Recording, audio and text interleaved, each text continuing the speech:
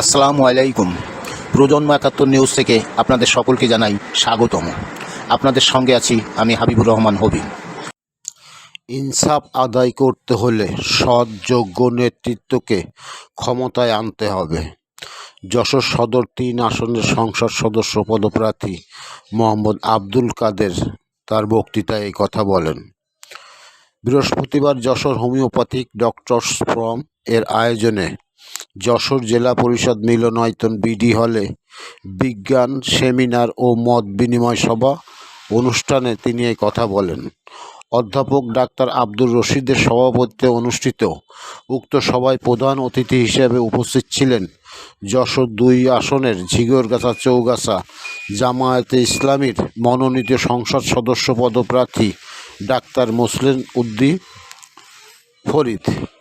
বিশেষ অতিথি হিসেবে উপস্থিত ছিলেন যশোর সদর ৩ আসনের জামায়াতে ইসলামের মনোনীত প্রার্থী সাবেক ভিপি MM কলেজের মোহাম্মদ আব্দুল কাদের।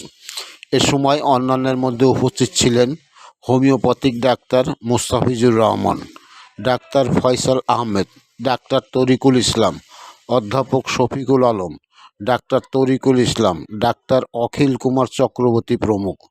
উক্ত মত বিনিময় সভায় বক্তারা বলেন, হোমিওপ্যাথিক চিকিৎসকরা সমাজে আজ চরমভাবে অবহেলিত। চিকিৎসা সেবা দিতে সরকারি লাইসেন্স না পাওয়ার কারণে নানা বিড়ম্বনার শিকার হতে হয় চিকিৎসকদের। এছাড়া লাইসেন্স পাওয়ার ক্ষেত্রে সরকারি ধার্যকৃত অর্থের চেয়ে ৪-৫ গুণ অর্থ বেশি দাবি করা হয়। ফলে সাধারণ চিকিৎসকরা লাইসেন্স পেতে নানা হয়রানি ও বিড়ম্বনার শিকার হচ্ছে।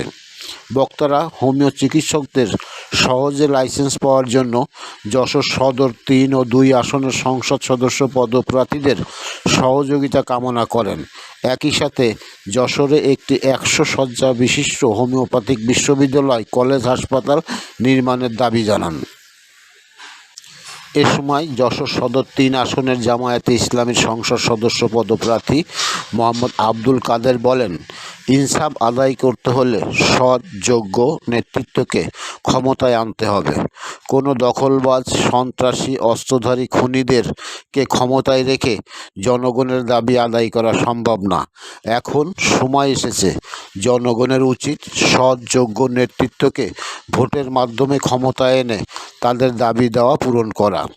প্রধান অতিথি যশোর ২ আসনের জামায়াতে ইসলামী সংসদ সদস্য পদপ্রার্থী ডাক্তার মোসলেম উদ্দিন ফরিদ বলেন, জীবনের সকল ক্ষেত্রে ন্যায় বিচার প্রতিষ্ঠার জন্য জামায়াতে ইসলামী ও তার নেতাকর্মীরা নিরলস প্রচেষ্টা চালিয়ে যাচ্ছে।